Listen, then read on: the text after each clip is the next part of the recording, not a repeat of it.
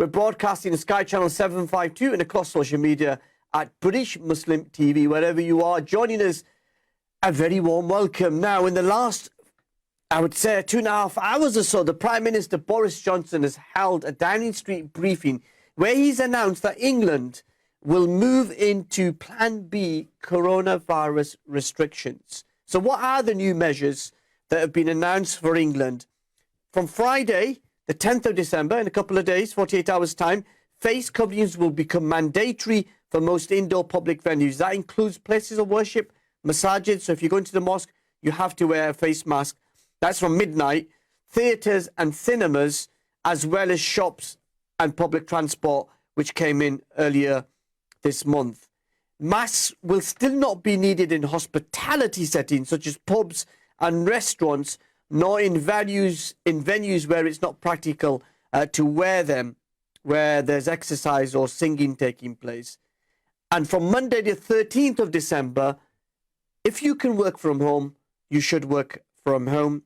And then on Wednesday the 15th of December, subject to parliamentary approval and that restrictions being passed in a vote in the House of Commons, people will need to have an NHS COVID pass or a negative lateral flow test to gain entry to nightclubs, indoor and seated venues with more than 500 people.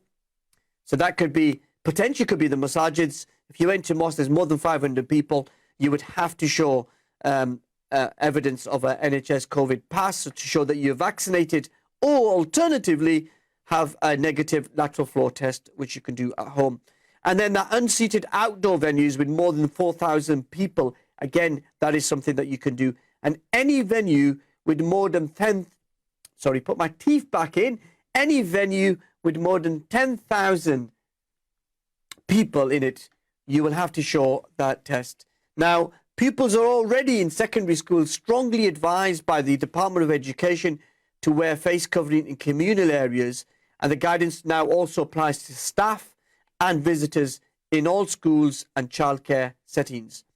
And secondary school pupils in Wales, for example, they've been urged to wear masks in classroom and communal areas as well. And if the contact tracing system contacts you and tells you to isolate, they will need to self-isolate for 10 days, regardless of their vaccination status or their age. And then the travelling restrictions which came in on Tuesday, what are they? Just to remind you, anybody coming to the United Kingdom must have a PCR or a lateral flow test no more than 48 hours before their departure, and then they need to take a second PCR test within 48 hours of arriving in the UK, and they must self-isolate until that result comes through. Now, lots of people are deciding to take that lateral flow test, PCR test, on the day they arrive to the UK, and then staying at home until they get that result. And so there are some of the restrictions that will be brought in and will be brought in. We'll keep an eye on that. We'll keep an eye out. The chatter, obviously the Downing Street Christmas parties is causing a big stir in the media. The Prime Minister saying he's asked the Cabinet Secretary, Simon Case, to investigate the circumstances around that. You think that might be enough, but the opposition parties are crying foul and saying the Prime Minister last week denied that there was a party. This week, he's asking the Cabinet Secretary to see if there were any parties. And it's all happening in Downing Street, where the Prime Minister lives and works. We'll keep an eye on that. So we want to hear you and your comments on these big stories and the other ones that we're covering here on tonight. Call us now on 01924231083, or you can message us on the WhatsApp number, which is on the screen now. And if you're watching this on Facebook Live, post your comments in the chat box and we'll read some of them on air later. Now, for the first hour, we are honoured to be joined by Ismail, Amaan and Atia Lokhat as we reflect on fostering in the Muslim community here in the UK. We then finish off in London, and we'll be joined by Dr. Louise as she reflects on her career and the fight to expose the far right at some personal risk to her life and family. We want to hear from you tonight. As I said, we're on 01924 231083. You can message us on British Muslim TV across social media. Alternatively, send us a WhatsApp number. Send us a WhatsApp message. The number is on the screen. The questions we're considering tonight. Why are Muslims reluctant to be fostering parents in the UK? What can we as British Muslims do to increase fostering parents? And how can the far right be defeated here in the UK and around the world? As I said, please share your thoughts on 01924 231083, messages on WhatsApp, post on social media, and we'll get through some of the comments as the programme gets on. Now let's get started on the first story. Nearly 70,000 children with around 56,000 foster families across the UK. This is 3/4 of the 97,000 children in care away from home on any one day in the United Kingdom. Every year, thousands of new foster families are needed, and there are many vacancies. According to the Department of Education, the number of fostering households and foster carers in England are at the highest level ever. Despite this, the increase in the overall number of households and carers has been slow at a time when the number of children in care is also at the highest level in England. Now, fostering in the Muslim community is something a number of groups are working to increase take-up. In 2017, 2,206 unaccompanied children applied for asylum. They were mainly from countries like Albania, Eritrea, Somalia, Afghanistan and Syria. According to many fostering charities, there are a number of barriers to Muslim family fostering, which include economic, religious reasons, and a number of imams have been clear about the reward Muslims get supporting fostering children.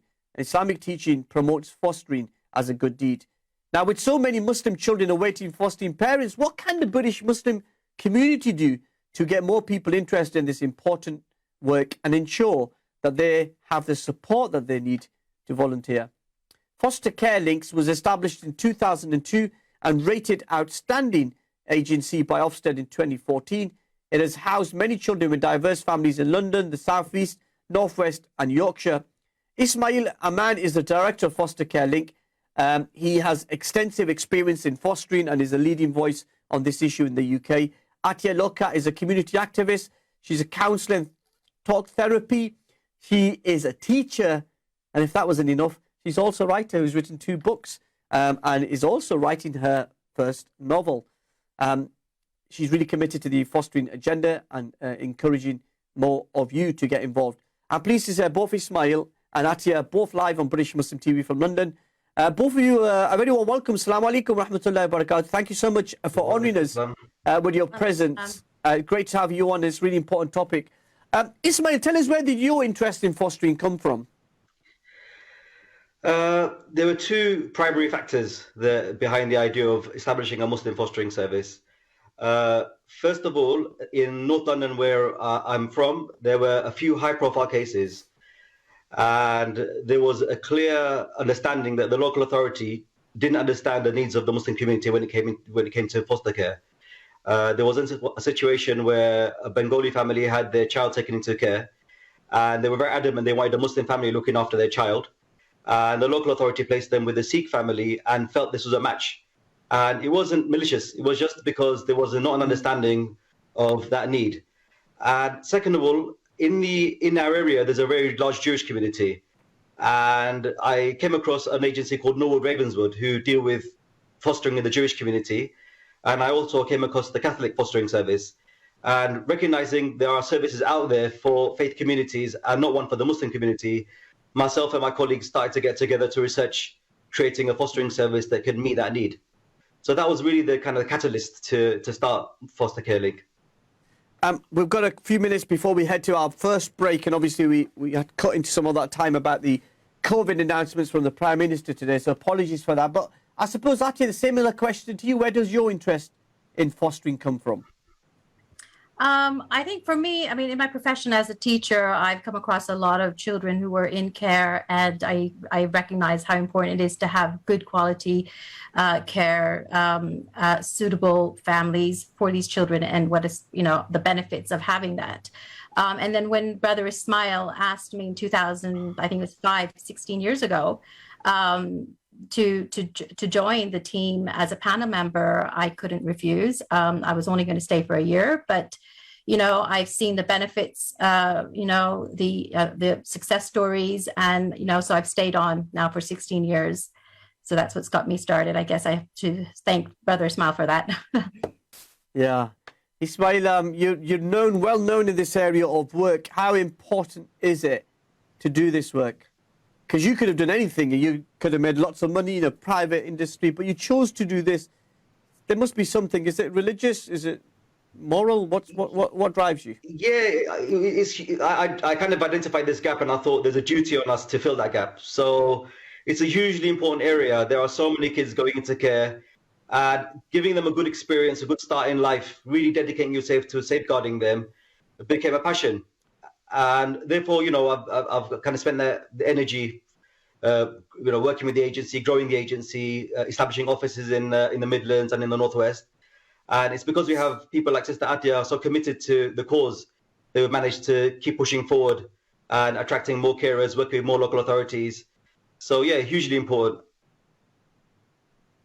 Okay, so what we're going to do, we're just about, I think, a minute away from the break. We'll take the break and then, inshallah, we'll carry on the conversation. If you want to join the discussion, as I said, you can get in touch with us on 01924 231 083. We'll open the lines a bit later in the programme. But as we come on air, the Prime Minister, Boris Johnson, in our Downing Street briefing, has announced Plan B rules, COVID restrictions for England only. Obviously, Wales and Scotland and Northern Ireland are devolved, so it'll be up to their respective governments to make similar announcements. And just to give you a reminder of what some of the restrictions are, from Friday, as in 48 hours, face coverings will be compulsory in most indoor public venues, including places of worship. So if you go to the mosque for Fajr from Friday, and all prayers, including Jummah, you're going to have to wear a face mask. Theatres, cinemas, and already it's obviously in operation in shops and public transport. And then you will possibly need to show a COVID vaccination pass in some of these venues, large venues. And if you haven't got that, you'll have to show evidence of a lateral flow test. So these are some of the restrictions that are coming in. Share your thoughts with us on 01924 231 083. When we come back after the break, we'll continue the conversation with Atia and Ismail about the importance of fostering, learning more about what the data says and how you can get interested in doing this work. Join us on the side of these important messages.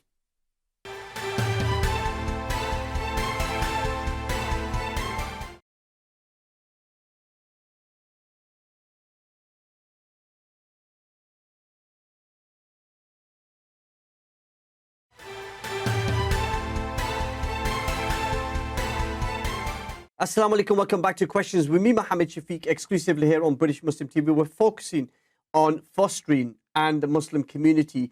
And I'm joined by Ismail, Amaan, and also Atia, Lokhat. Let's go to you, Ismail, about those figures. What does the data suggest? What does the data tell us about fostering in the UK and those of Muslims? The data is problematic in itself. We know that there are 70,000 children in care in the UK. Something we've been lobbying for a long time is for the government to actually specify or categorize faith so we as a community can understand the depth of the problem. But that doesn't happen at the moment. So the only thing we can do is extrapolate from the data using ethnicity. So the University of Coventry and the British Association for Adoption and Fostering carried out some research a few years ago. And they think that the estimate is that there's 4,500 Muslim children in care at any given time. So that's the best we've got with stats. We'd love to have better stats, better information that it's from the government themselves. But at the moment, we just don't have that. Actually, tell us how important is it that we as a community, we as a society focus on fostering? Well, you said it right. I think it is not just a Muslim community problem. I think it's a society problem. I think it's an overall problem. Other faith groups are also struggling to get enough carers. And the statistics do show that the numbers of children in cares will just keep increasing. And if the number of carers are decreasing, this is, the problem's only going to get bigger. It's going to get worse. And I think, platforms like this, they're very useful. Thank you very much for inviting us today to talk about such an important issue.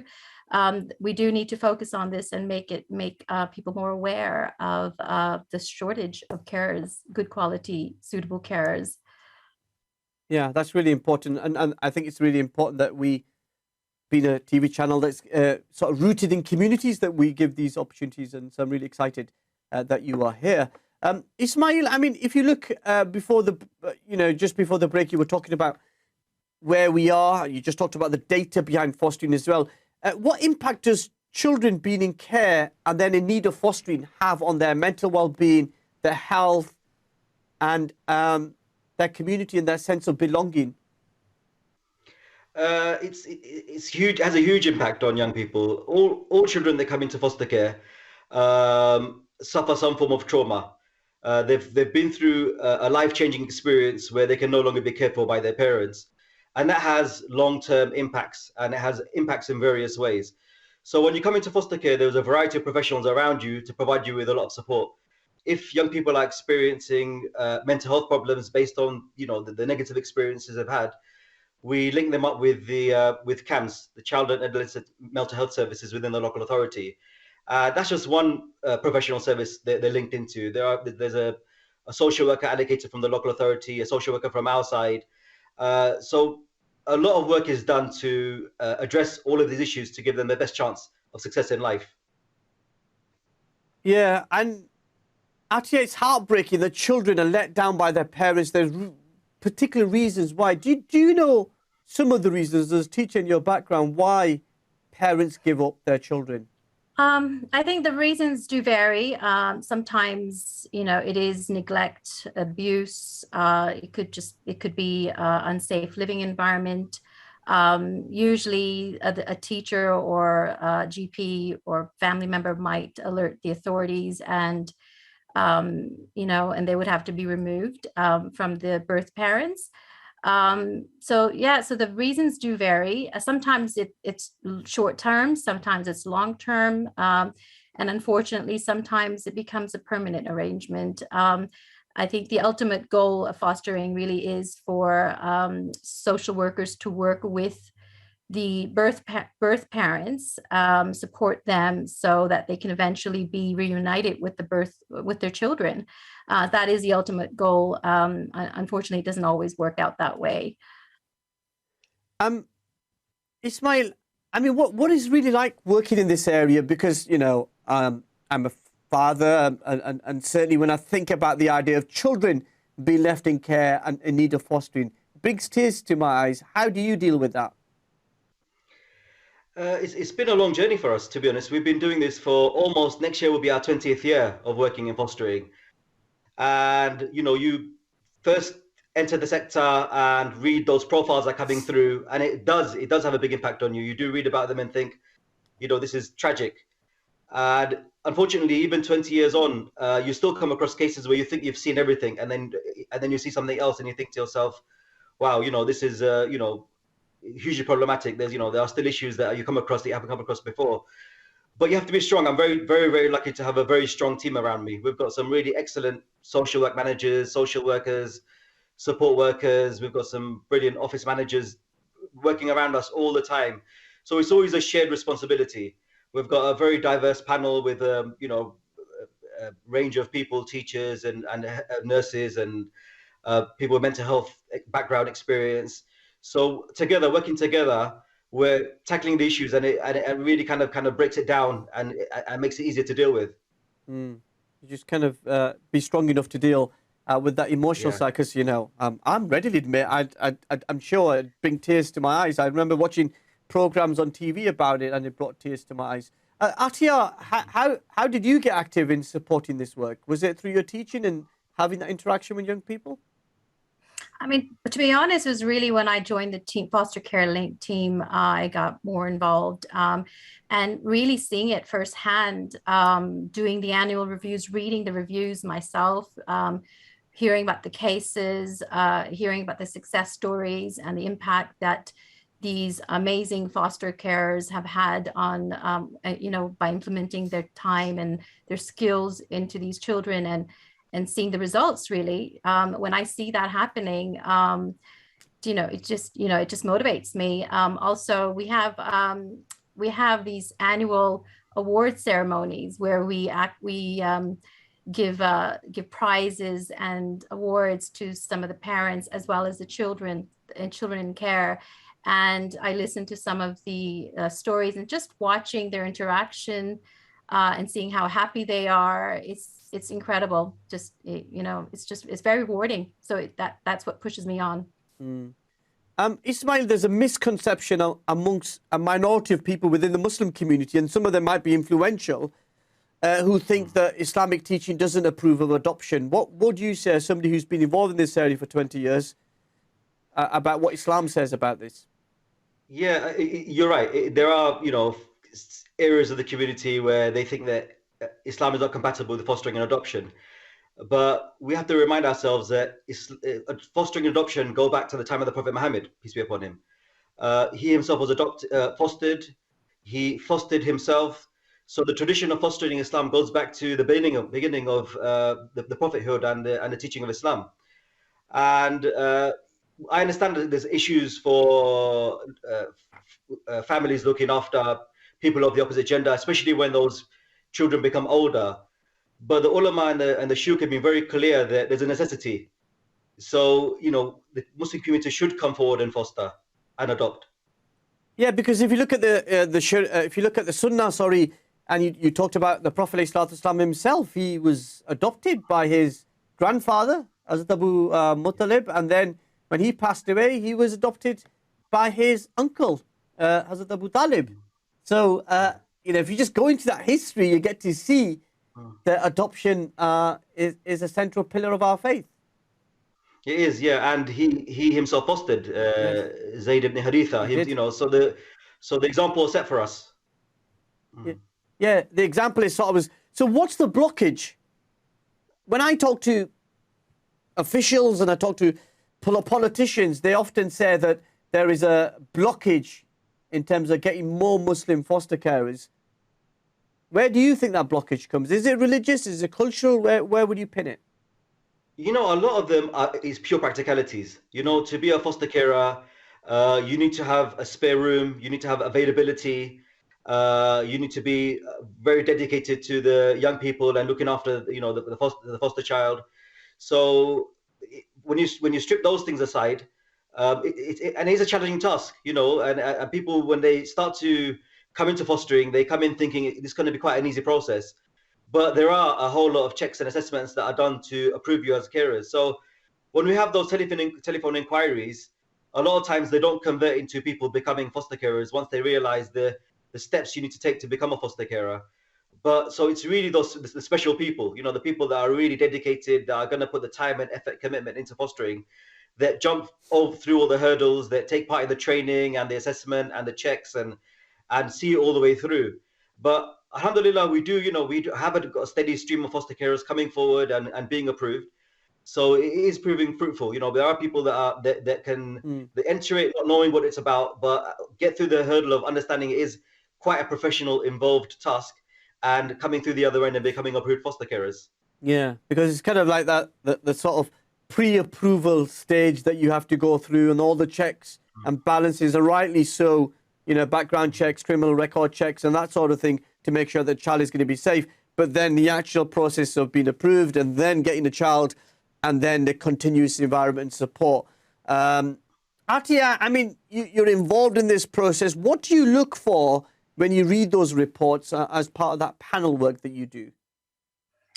I think it's an overall picture. We look at, it's a 25-page long, assessment. The social workers are very, very thorough when they do their assessment. We look at everything. We look at their history, their family history, but mostly it's whether they're able to provide a sound, stable home environment that's safe. It's also, the space in the home. Also, what experience they might have, what training they have, if there's any holes, any gaps with the training, what training can we provide? So it is a comprehensive process. And it's not a quick process, is it? You're going to have lots of patience in this area. It's not quick. Yeah. No, but they do receive, I mean, our social workers work really closely with them. They provide a lot of support. And in fact, whenever we've asked for feedback from the foster care, the applicants, the prospective parents, they've always said it was a really positive experience. It was it was enjoyable experience, believe it or not, even after the whole process, because it's like you're going on a journey of self-discovery. Yeah. You learn a lot about yourself. Just going to ask you to pause there because we need to take a very quick break. Ismail, Amaan and Atia Lokhat are staying with us and having this fascinating discussion around fostering the Muslim community. After the break, we look at the British Muslims and fostering. Join us on the other side of these very important messages. Don't go anywhere. Assalamu alaikum.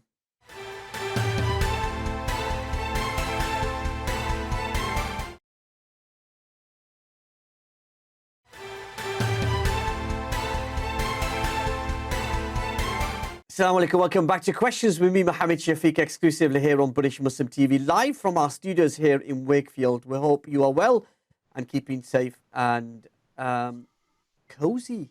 Hope you got the heating on. Anyway, we're taking your calls now on 01924231083. Get in touch with us also on the social media handle British Muslim TV. Ismail, Amaan and Atia Lokhat are my special guests, joining us both from London, but two different places. Ismail, before the break, we were talking about Islamic teachings, the history. If you look at the Sunnah, if you look at the Seerah, you mentioned the Prophet adopting a young child. The Prophet himself was an adoptee. And you learned that. Can you share any relevant data about the number of Muslim children? Because we know that the Department of Education talked about 2,000 children who were Muslim, who are asylum seekers, who registered for fostering. Do you know anything beyond that? What's the situation like in normal society? Yeah, the best we have is the University of Coventry study that showed that they think that at any given time there's 4,500 Muslim children in care. And they come from a wide variety of backgrounds, wide variety of issues of why they're in care. One issue that we've dealt with a lot is unaccompanied asylum-seeking children. We've had many of those coming in through the years from many different countries. And we've given our foster carers training on how to specifically deal with that, how to help them with their legal cases, with their home office cases, and advocating them for their rights and for their education and all the other services around them. So yeah, I mean that's the best information we have. We wish there was better information. So we worked with, for example, the Hackney Hindu, the National Hindu Council at one stage, and with the Jewish community at one stage, for the local authorities to record faith of children, because it's just a big issue for us. But so far that hasn't happened. Yeah, it's that very sense of importance that the children themselves want their Muslim identity to be protected and recognized as well. Atia, are we as Muslims, you're talking to the Muslim community tonight here on British Muslim TV, are we as a community doing enough to support those children and promoting fostering? It's like asking how long is a piece of string. I think as a community, I mean, it's never enough. I think the job is never done. As far as the fostering goes, the statistics speaks for themselves. We're not doing enough. We need to do more. We're not going to be able to meet the needs of these children if we don't recruit more carers, more suitable carers. Carers that can meet the religious and the cultural needs of these children. So no, we do need to push further to try and meet the needs of these children. So Ismail, I mean, tell us a bit more about Foster Care Link. This is the organisation that you're the director of, that you're working with. Tell us a bit about that. So we established ourselves in 2002. Next year will be our 20th anniversary. And our main focus has been on linking local authorities with Muslim foster carers. So we've worked with around 70 local authorities across the UK since we started, and we've worked with BAF, the biggest association for adoption and fostering, to deliver training. We've worked with Ofsted to give more awareness to Ofsted about the background of Muslim children in care, and we've open offices in the Midlands, in the Northwest and in Yorkshire, in areas where there are large Muslim communities, because we understand that in those areas there'll be a higher demand for foster placements, and we want to work very closely with local authorities there to make sure they have options of Muslim families. We've been really privileged to be rated outstanding by Ofsted over the last 2 inspection cycles. That's basically our agency in a nutshell. We're really kind of searching for more families to come forward. You know, there's a dire need, and this is why we're kind of very pleased to come on programs like this to promote fostering in the Muslim community. So, I mean, let me ask you that same question, Atia. How can we find more Muslim families to take up this responsibility and duty? I think what we're doing right now, thank you for inviting us to share this, to have this discussion here, just increasing awareness of the problem, the statistics, letting people also know the benefits of what it's like to be a carer. I think that's really important. And also to talk about the process that, you know, it may be comprehensive, but it is quite simple, and it's doable. And I think it's really important to just share that information. And when you look around, Ismail, let's just set out for our viewers, just walk us through what the process is from beginning to end. So somebody is interested in becoming a foster carer. What's the process? Sure. So when they apply when they call our office, for example, and say, I'm interested in becoming a foster carer, we let them know what fostering is about, because a lot of people have a kind of a concept of fostering that is detached from the reality of fostering. For example, a lot of people phone and say, I want to look after a baby. And the reality in fostering is that the majority of children going to care are older. So we're looking for carers that can do a wide range, 0 to 18. So a lot of times when someone calls and says, I want to look after up to 4 or up to 5, we have to tell them that, look, there's not much chance of us using you, because a lot of the kids going to foster care are going to be teenagers. For example, for the unaccompanied minors, almost all of them, 95% of them will be teenage boys. So there's an education that takes place right from that initial screening call. And we kind of ask them, do you have that spare room? Do you have the availability? Do you meet all the basic criteria? Do you have that caring ability, the commitment?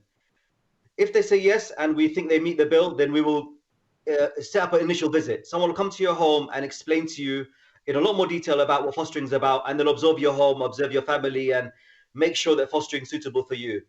If at that stage the family says, yes, I've understood what is going on here, I'll commit to the training, I'm committed to the checks and the assessment, we move it forward to the next stage, which is the detailed assessment and check stage. At that stage, we invite foster carers to attend training on child protection, on skills to foster, on safeguarding, all those key skills you need if you're going to look after children.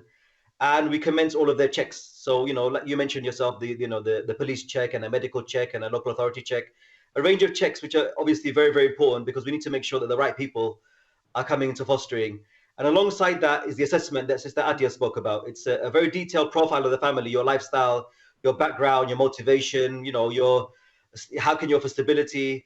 And at the end of that process, your checks and your assessment and your training record is given to the independent panel to look at, where Atia sits and all the other panel members sit.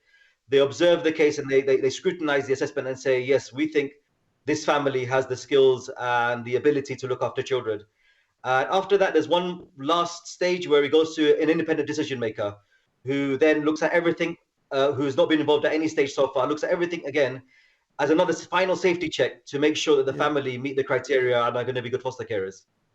So it's very detailed, and obviously the ultimate aim is to protect the children, to make sure that they're in a safe environment.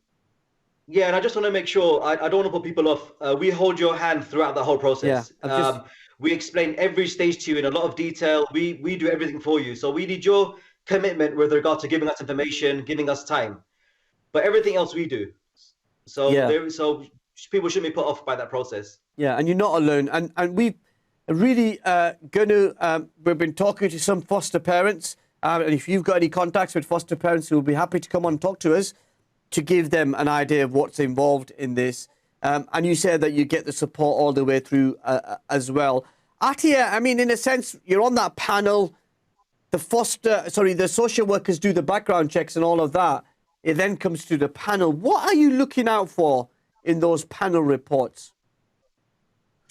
Well, I mean, overall, if there's any issues, for example, mental health issues or criminal, a past,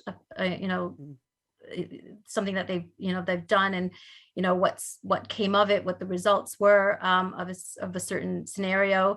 I mean, we would basically scrutinize the entire report, and if we have any questions, any kind of concerns, we would ask them at the interview for clarification.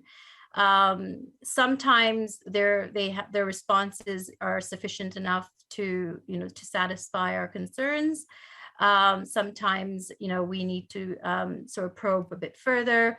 But as I said before, it's the main thing is, can this applicant provide a safe environment, a caring, loving home? Will they have the time? Have they got the skills? And also, our recommendation, it may vary depending on age. What age do we think that would be appropriate to be placed with this family? How many children of their own have they got? Will they have the time? How old are their own children? That sort of thing. So there's a lot of factors, but the whole way we're trying to help them be good at this, right? We're trying to support them and this is the most important thing. I mean, if the families, if the applicant feel that they've got the qualities, I mean, they've come there for a reason. They've applied to be a foster care for a reason. It's something that they, people don't take lightly. They have a passion for it and they want to do it. So we just support them through to achieve that. And then do you also spot out if it's one part of a couple who wants to do it and the other one's not so sure, not so keen on the idea? Does that come out in the panel assessment as well? That will come out before the panel, okay, almost, because when you apply for fostering, it has to be a joint effort. So we're assessing you as a couple. If you're a couple, we want both of you to attend the training. So fostering is not one of those fields where you really can be, one member of the couple that wants to do it. Single applicants can be foster carers. There's no problem with single people applying to be foster carers. But if you're a couple, then we want the commitment from both of them. And I just want to really echo what Atia said as well. I mean, our best asset is our foster carers. We've got amazing foster carers throughout the country, and we still sit down in meetings and get those tingles when we see the work they've done, the improvement they made to those young people's lives. And they're absolutely brilliant group of foster carers. And one of the reasons why we got that Ofsted outstanding was because when Ofsted spoke to foster carers on our team, they spoke about the brilliant support they get. So we try to give outstanding support to our foster carers, so they don't feel alone. If they face any difficulties, any problems, they can call a social worker 24 hours a day, 7 days a week to deal with any issues. Yeah, that's really important, and that support is also there for everybody as well. I know you're going to stay with us for the final segment. We'll take a very quick break. When we come back, we'll continue the conversation with Ismail, Amaan and Atia Lokhat. A very important conversation about fostering and what's involved and what support we can give. And in the essence, that you are doing something which the Prophet ﷺ himself did. He was adopted himself, but he also adopted others. So you're also doing the sunnah as well. Okay, we'll pause, we'll breathe, we'll take a very quick break. When we come back, we'll try to summarize the conversation.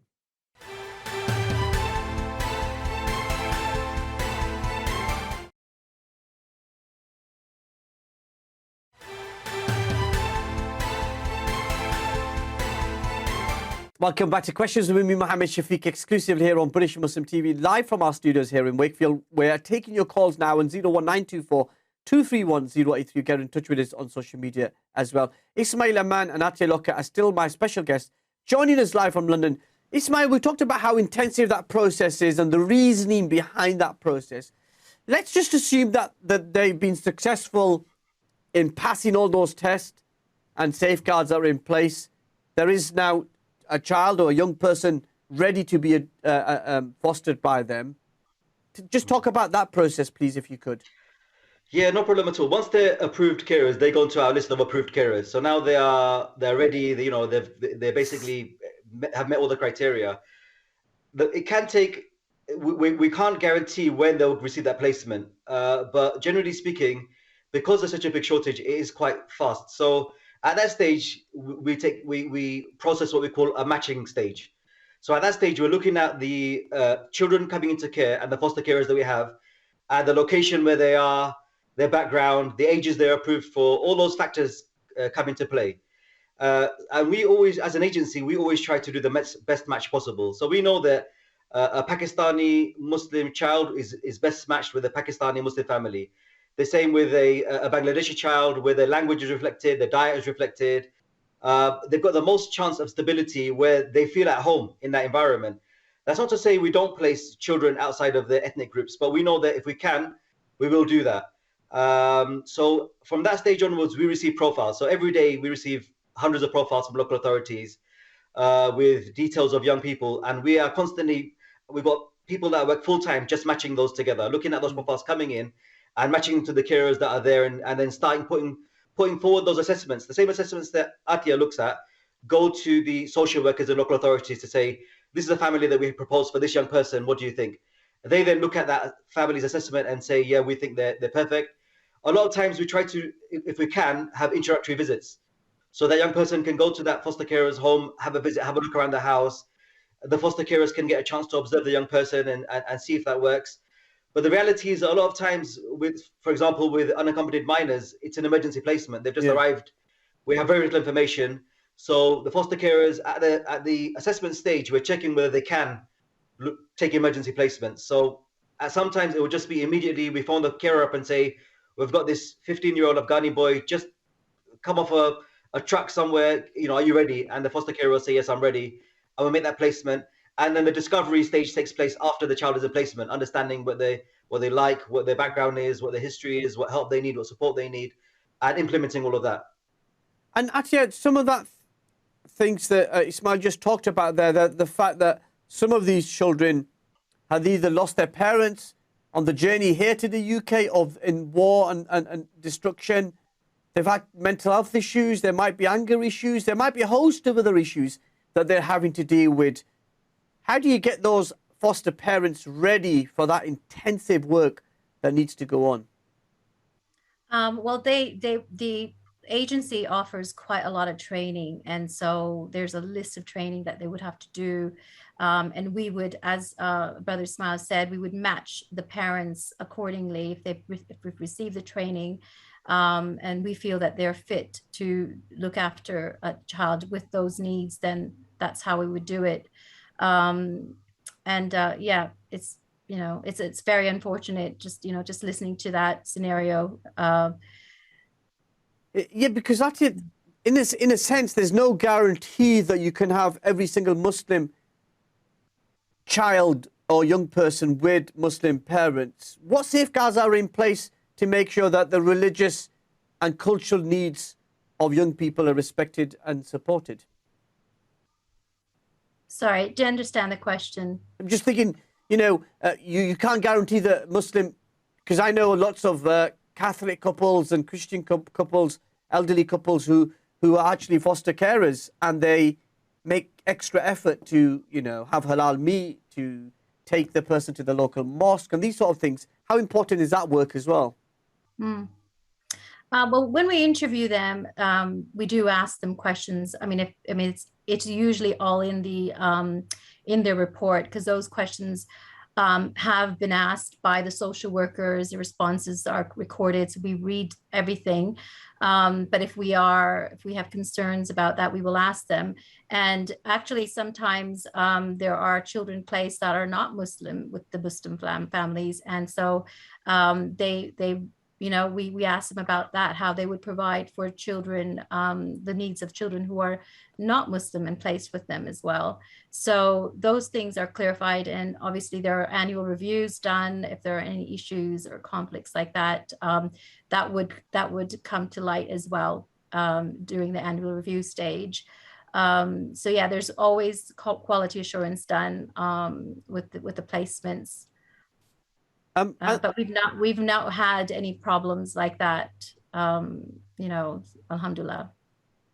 Yeah, I'm just thinking about the Times article. Do you remember that article about a child being placed in a in a different environment and Christian children being placed with, that story that was whipped up, which wasn't true. There's lots of Islamophobia out there. There's a lot of anti-Muslim hatred out there, both in this country and around the world. How do you challenge that? How do you make sure there's an element of protection for those children and young people, Ismail? Yeah, I mean that Times article was really discredited over a period of time. It became very obvious when they started to research that case that it was just scaremongering and it was a lot of nonsense, we're constantly working with. I mean, we're very, very lucky to have social work managers that have got a lot of experience that are also Islamic scholars on our team. So they've got a breadth of knowledge on Islam and on the social services, social work. They can have a huge input on how young people are developed, and made to understand their faith. One thing to be clear about is that we don't enforce anything with our young people. I mean, it's very clear with local authorities, social services, that we're not there to enforce. We're there to provide them with a nice, safe, nurturing Muslim family, where the young people are facilitated to practice their religion in the way they want to. But at the same time, we do as much as we can to preserve that identity, to help them, to offer guidance. We have young people that have been in non-Muslim households, for example, and then local authority have said, no, we need to match this young person with a Muslim family, and they've moved from there to us, and they've arrived really not comfortable with their faith and identity. And having lived with a wonderful, nurturing Muslim family, their perception of Islam changes, because don't forget, some of these young people would have been with a Muslim family where they had very negative experiences, and sometimes they would have associated those negative experiences with being with a Muslim family. So we've had those young people join our agency, join a lovely, nurturing family, and then saying, this religion is a beautiful thing. It's the love and support I'm getting is wonderful, and slowly wanting to practice their own faith, and which is for us as an agency a wonderful thing to see. Yeah, it's really powerful. And then that ongoing support. Are foster carers given an allowance to do this job? What's the financial situation? Is there any support for them? Yeah, absolutely. Foster carers receive allowances depending on the young person's level of demand and their age. But approximately around £400, £390, £400 a week they receive per child per week. So some people do go into fostering as a career and as a means of income. We have no problem with that. We're looking for people that are going to provide a safe, nurturing, involved, committed household, and there's no problem in them receiving allowance for that. So obviously, some element of that money goes to the young person. Some of it, a good chunk of it would go towards feeding and clothing and providing accommodation to that young person. But there's definitely a reward element in that allowance as well. So some people do quit part-time jobs and go into fostering as a means of a second income. But having said that, when we recruit foster carers, we tell them that we don't want you to come to fostering relying on it as a source of income, because we can't guarantee how long those placements last. Sometimes we have placements that will last 2 weeks, and sometimes we have placements that will last 10 years, so we just can't ensure that it's going to be a stable form of income for them. And then, Atia, you have been at some of the celebration events where you get to meet the children, get to see. Tell us about that, the sense of happiness on their faces. Well, recently we had one in October, and it was really, really lovely to see them coming up to receive their awards, and some of them giving back to other children as well. The other, in the newer children in care, so the older one giving back to the younger ones, and just it's really, truly heartwarming. That's what keeps me wanting to do the work I do, and supporting the agency. I would urge, anyone who feels that they have the qualities that could offer a nurturing, caring home to apply, because it's not as complicated as one would think, and the rewards, in this world and in the hereafter for something like this is just incredible. So I would urge anyone to apply. And the other thing is, because it doesn't have to be the main source of income. You can actually decide as a carer how many hours you want to put into this, you can do it. Like you can offer to do long-term or short-term or emergency respite, which could be a few hours or a few days, whatever you have time for. So it really does. It's really your choice and how you do it. But yeah, I mean, seeing these smiling faces, but also seeing the parents interacting with the children at these ceremonies it's a lovely opportunity. It must be amazing. Let's give you the final word, Ismail. Let's just talk about what's the transition between fostering to adoption. Have you seen many of your families, love this child so much, young person so much, that they then want to adopt that person? Yes, it does happen. We've had a few cases where the foster carers became adoptive carers for young people. But on the whole, people that join fostering are doing it because they want to provide support to many children. So a foster carer in their career might look after 30 children, 20 children, 30 children, 40 children. It's not unheard of. So adoptive carers are really looking for a child that is going to be with them for the rest of their lives, in a sense. Having said that, our foster carers have a link to their foster children forever. A lot of times, on Eid celebrations, kids that left you 10 years ago will still come to eat the Eid meal at your home. Keep the momentum going and keep in touch. It's a fascinating story. I just want to say, sadly, we've reached the end of our time together.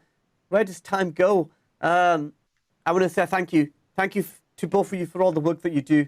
It's some very important work. Can I just add, fostercarelink.com, you can click the apply page and you can make an inquiry that way. Yeah, and I promise to come back to this topic. We'll hopefully get some foster carers. Maybe you can help us getting some foster carers who might want to come and share their experience to just educate people. But thank you so much, Ismail. Amaan there from Foster Care Link in London, and also Atia Lokhat. Thank you so much. Have a great evening. We'll take a break. When we come back, we'll go to stay in London and we'll talk to Dr. Louise Raw about her campaign against the far right. Join us on the side of these important messages.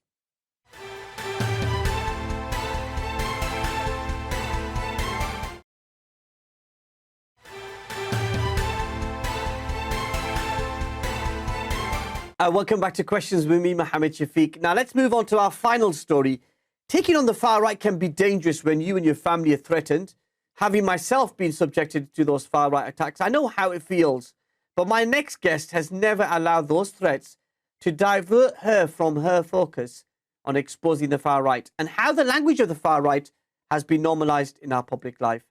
Dr. Louise Raw is an historian. She's a broadcaster. She's the author of Striking a Light, Bloomsbury on the 1888 Match Women's Strike, and she's an organizer of the annual London Match Women's Festival, a lifelong anti-fascist campaigner, and I'm really pleased she's joining us live from London. Dr. Louise Raw, a very warm welcome to the program. Great to have you on. Finally, we're having this conversation.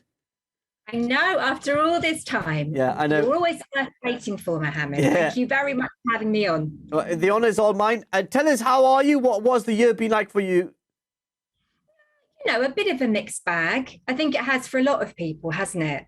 I would say fairly glad to see the back of it, except that I got a Facebook notification that showed me that last year I was posting this little Christmas ornament somebody had mocked up that represented 2020, that was a garbage fire, basically, saying 2020, we'll be glad to see the back of it. And then you look at 2021. So perhaps we shouldn't say we'll be glad to see the back of it because, that rather depends what's coming. But I'm sure things will improve next year. Yeah, I'm just trying to keep positive after the Prime Minister's announcements tonight.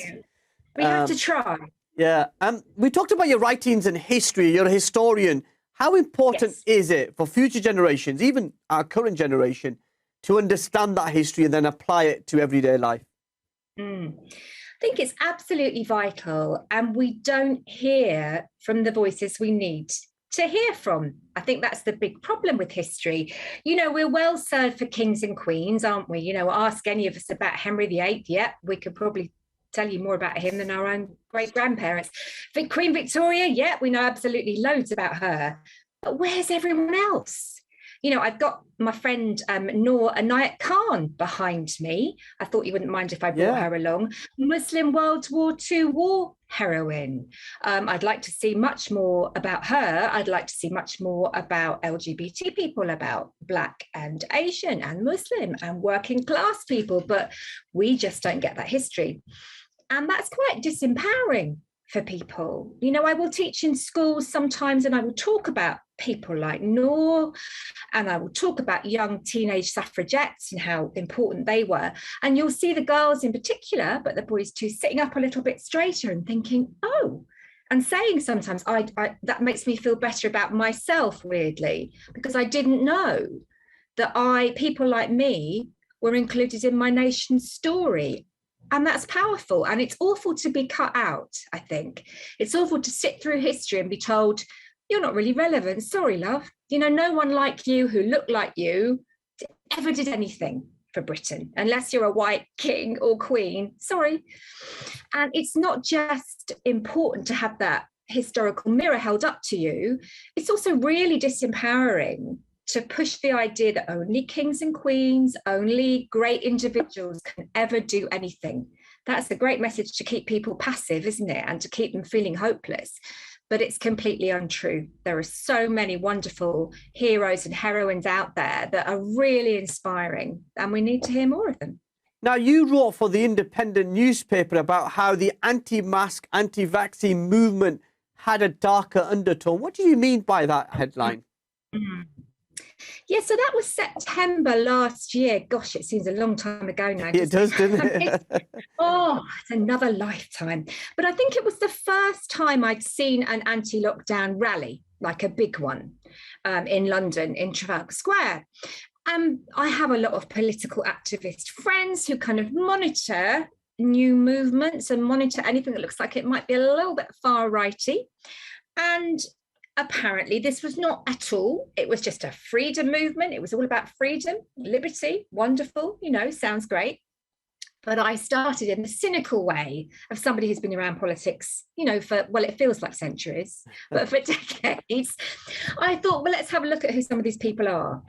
And I looked at the speakers. Apparently a lot of doctors. So you think, great, they're very medically qualified, aren't they? But then you look into these doctors and you've got sort of an academic who's not a medical doctor, who's a Brexiteer.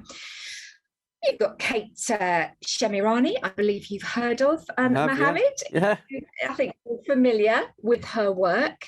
And there was somebody calling themselves a doctor who was speaking, who was an American osteopath.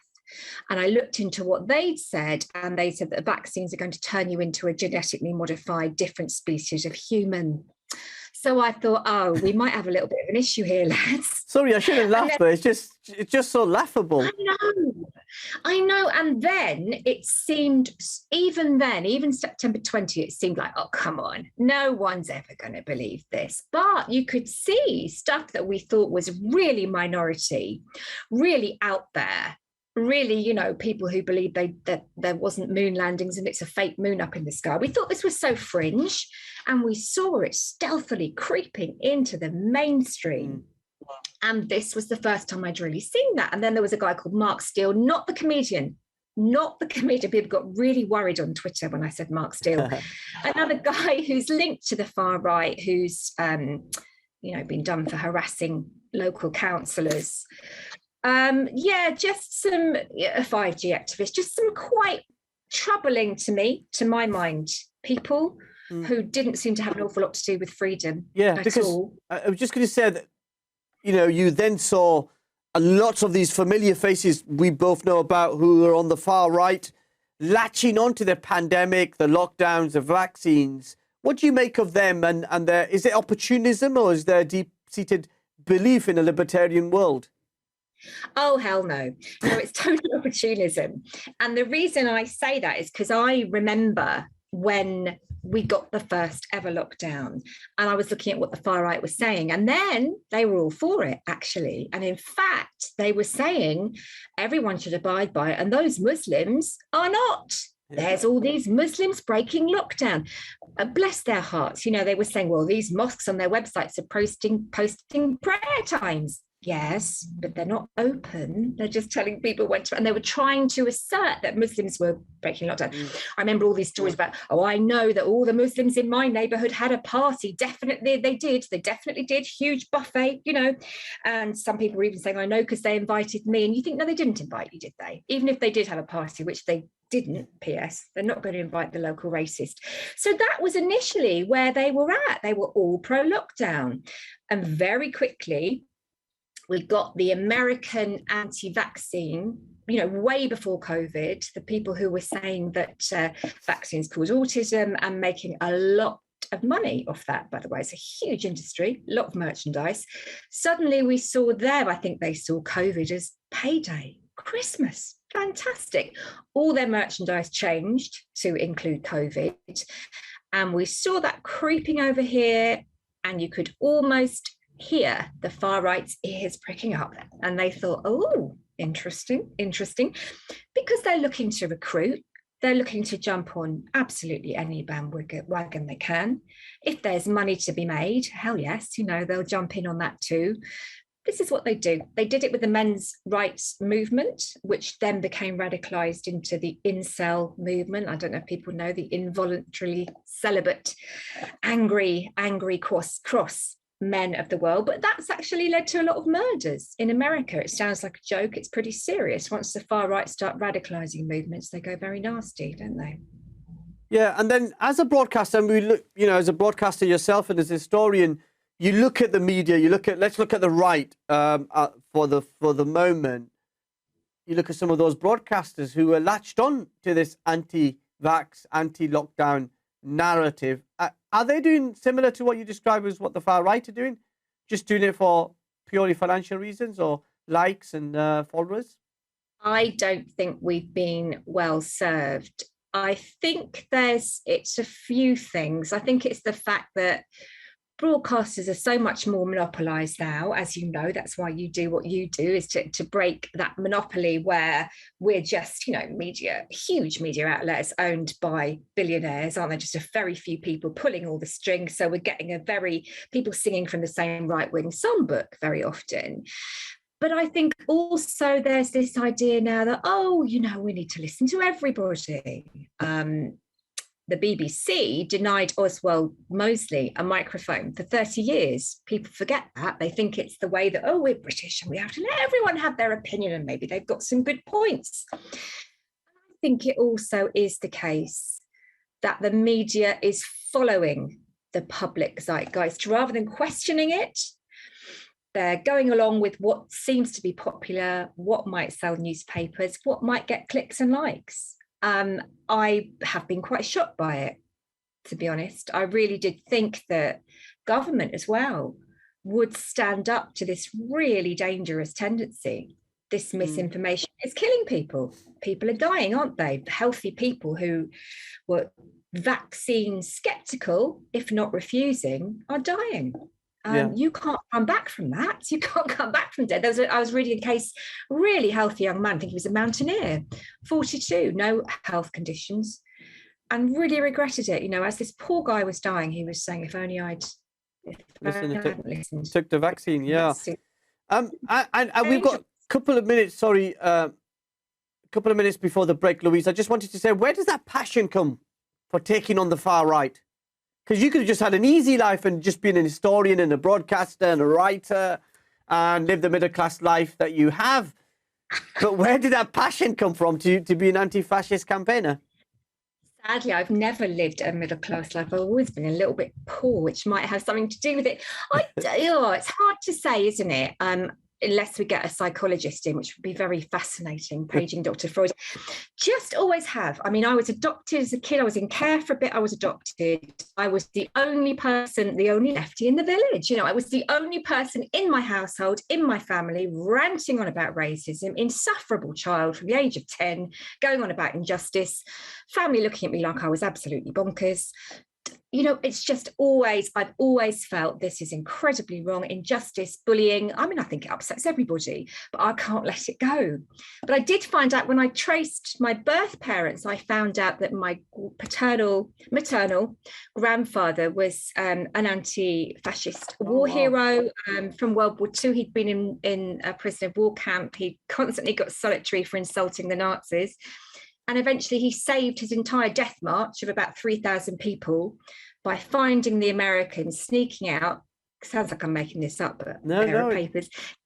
Getting the American pistols, sneaking back in, taking the Nazi guards captive. And Louise, I could listen to you for the whole night. Just stay there. We need to take a quick break. And when we come back, we'll continue the conversation. We'll talk more about the far-right activist Tommy Robinson and the campaign you did against him. Join us on the other side of these important messages.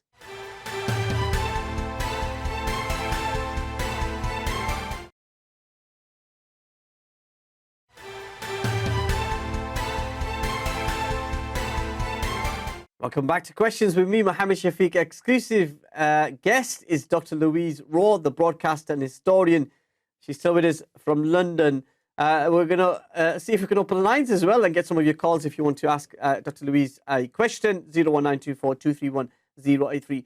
Now, Dr. Louise, I remember when I was targeted, when I launched that campaign to get Tommy Robinson, the far-right activist, off Facebook and Twitter, and I was targeted by supporters, my home, with death threats. You were the very first person who reached out to me and asked me that question, which nobody had asked at that point. Are you okay? And what help or support do you need? And that made a massive difference. Do we see the exposure of Tommy Robinson and his racist campaign as a job well done, and that we can put our feet up now? We can never put our feet up, sadly. He could still come back. He'll probably jump on the latest lockdown. He could he's always looking for a new grift, isn't he? But because of the work you've done and lots of other organisations have done, all of us together, in many different ways, on the streets, getting him off Facebook, getting him off Twitter, these have been hugely important because it's demonetised him. My friend Tasmini Ankaji, who's a solicitor, has represented the family of Jamal, the Syrian schoolboy who was targeted by Robinson in court. And Robinson says he's now bankrupt as a result of that, which obviously is very, very sad. And I'm sure we're all terribly upset about that. And we'll have a little whip round for him later. All of this together has been so important. I remember when Tommy really became a figure again, because he's been there and he's then gone away and been defeated somewhat around the EDL, People's United in Luton, but he comes back. Everyone makes the mistake of thinking he's a busted flush, and then he comes back. And I remember when he did a few years ago, and people were saying, oh, just ignore him, just laugh at him. Fascists don't go away if you ignore them. That might be pigeons, like if you don't feed them. Fascists don't do that. They're perfectly happy for you to ignore them, as long as their supporters don't. And then they can sneak around and build a tremendously huge following. So we can never be complacent. What you did was so important. Stand up to racism, unite against fascism. Local activists when he stood as an MEP, people locally who got missiles thrown at them, defending, protesting that campaign, and he got 2% of the vote. Yeah.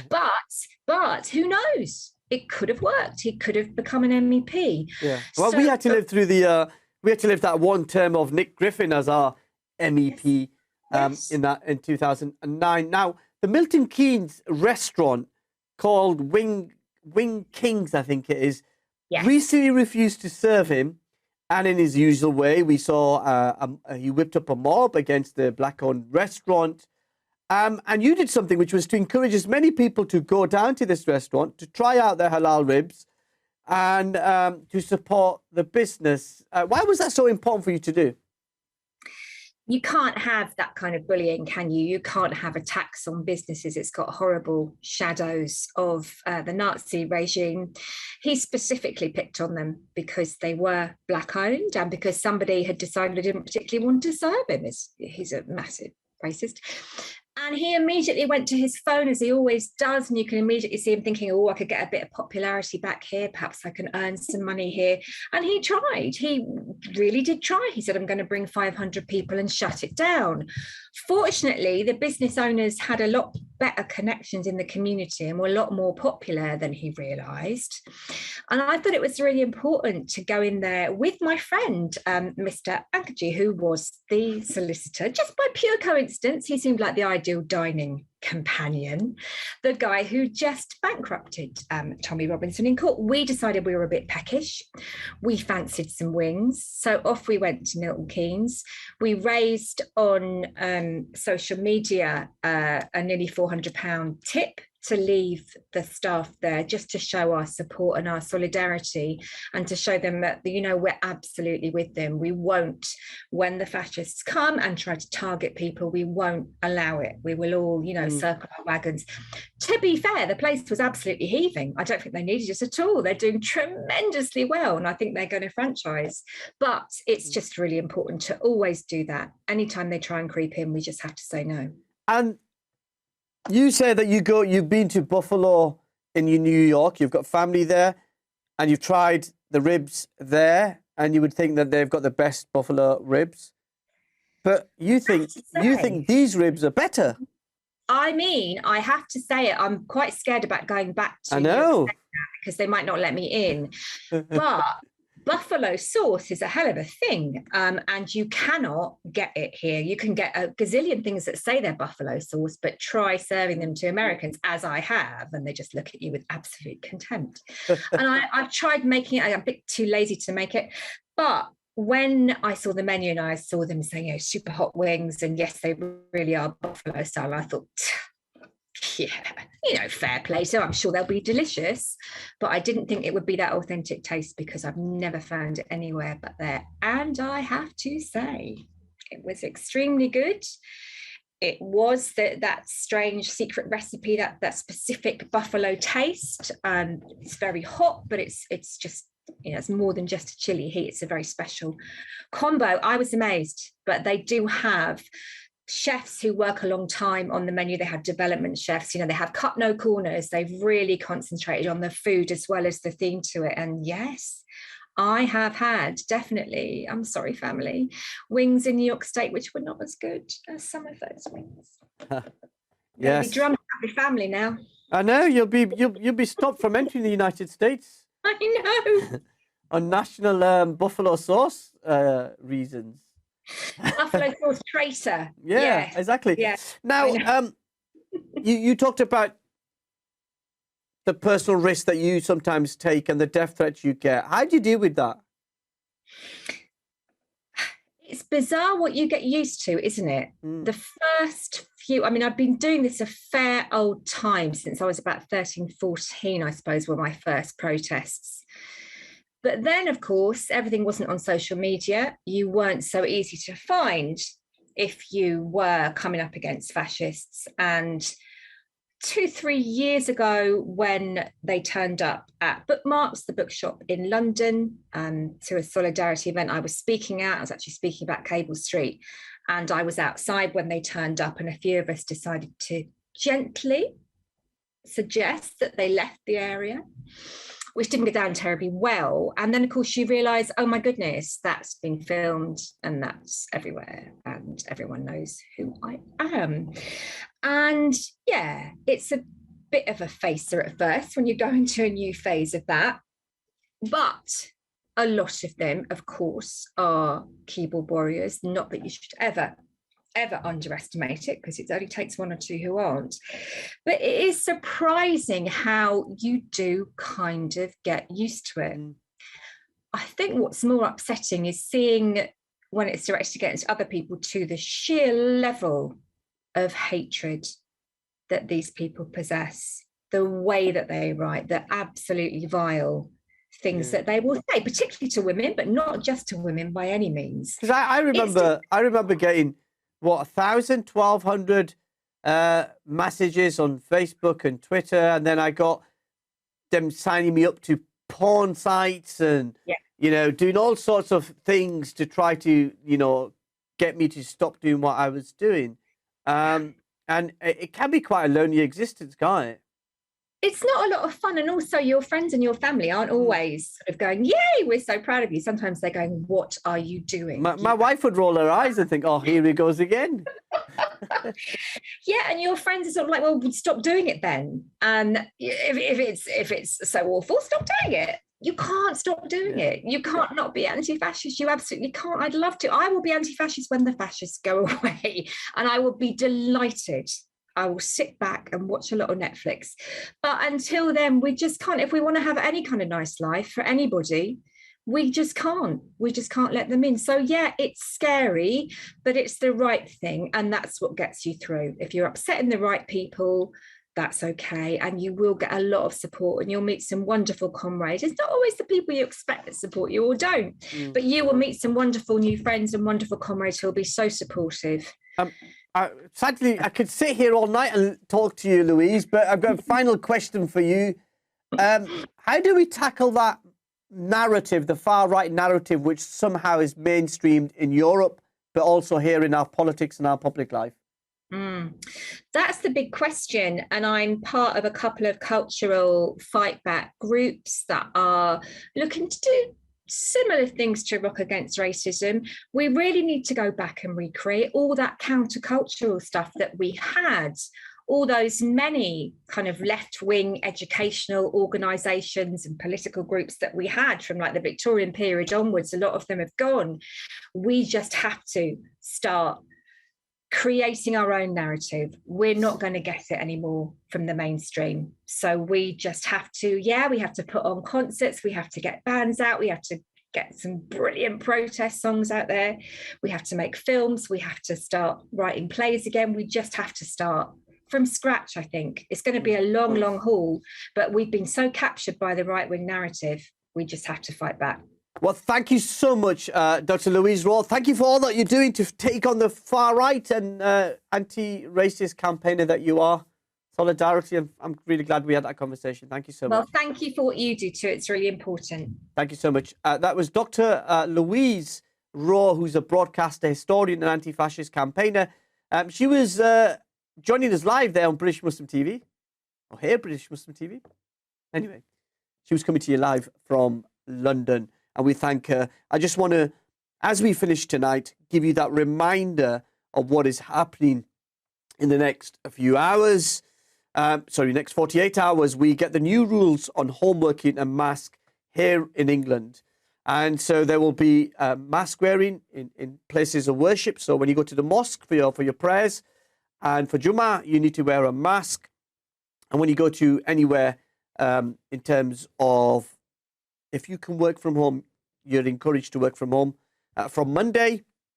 I'm just getting this on my screen.